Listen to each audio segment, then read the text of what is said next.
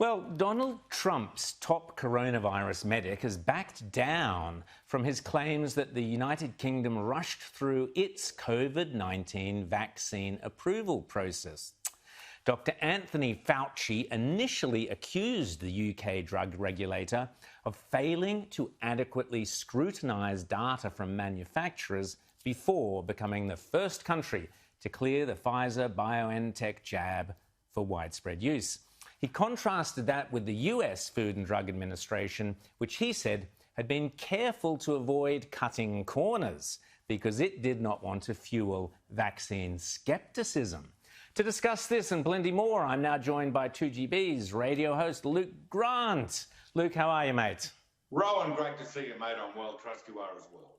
Ditto. Now, listen, Dr. Fauci said that rushing it through would feed into vaccine skepticism. But is Fauci reacting to the fact that the trust of this sort of science in the US is very low compared to the UK?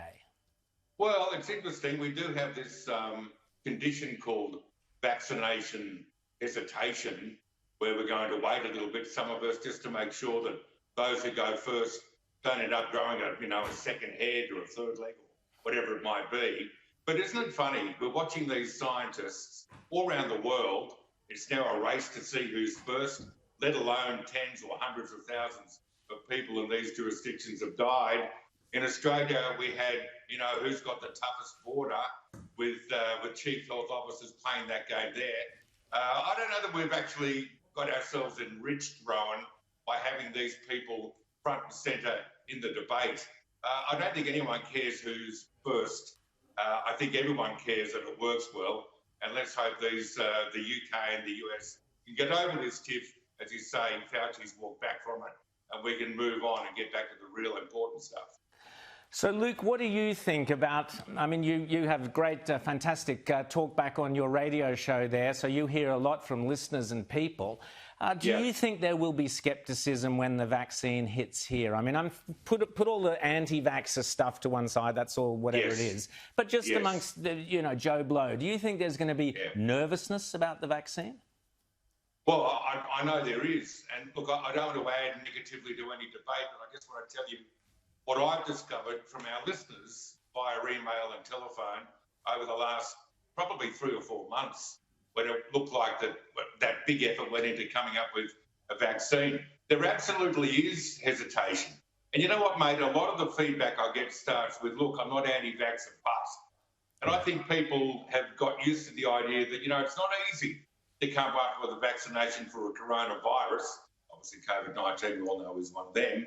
So as a result of actually doing it inside a year, whoa, baby, steady on. And I think that is a commonly held view, not by, nuts, not to be disrespectful to nuts, but just, everyday Aussies. That's what I find.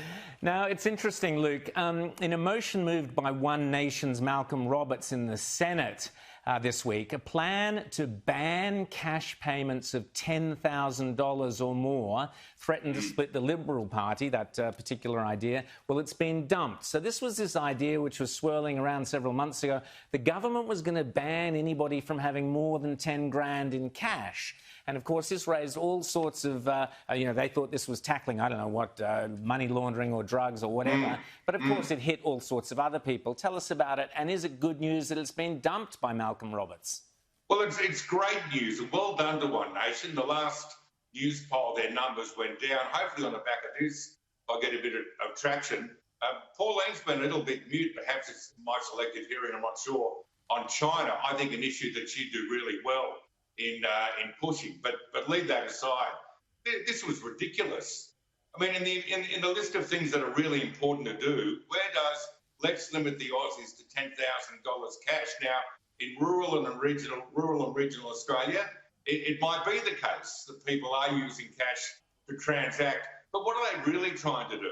I don't want to be a conspiracy theorist, but are they slowly, herding us into electronic methods so they know exactly what we've got, exactly where we go, exactly what we spend it on? I mean, it's ridiculous. Thank God the dollar was saved. We should be able to spend as many dollars as we're lucky enough to have them in this country on anything we want, as well, so long as it's legal.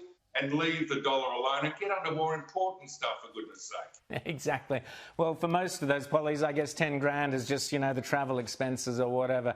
Anyway, here's one for the PC Police. New South Wales Labor MP Sonia Hornery has apologised for posting a cartoon. Good on her for posting the cartoon, but she's had to apologise, of course. It shows an imaginary character, Santa Claus, pointing a cartoon gun, firearm at another imaginary character, causing, all sorts of bedwetting amongst those on social media. I mean, it was a joke. What did you think of it? It was a joke, is what I thought of it. Sonia Hornery, a very good local member, has huge support in her electorate. I wish she hadn't said sorry. I think many people got the joke. Don't put your tree up before the December comes along. Well, you know what Santa Claus will do? He wouldn't do that in a million years. By the way, for the kids playing at home, Santa Claus is real. I'm nearly 30. All right, I'm nearly 60. And I still believe you should too. Look, the whole thing is we've had a horrible year, 2020. It's been terrible. Please lighten up. The lady was having a bit of fun and good on her.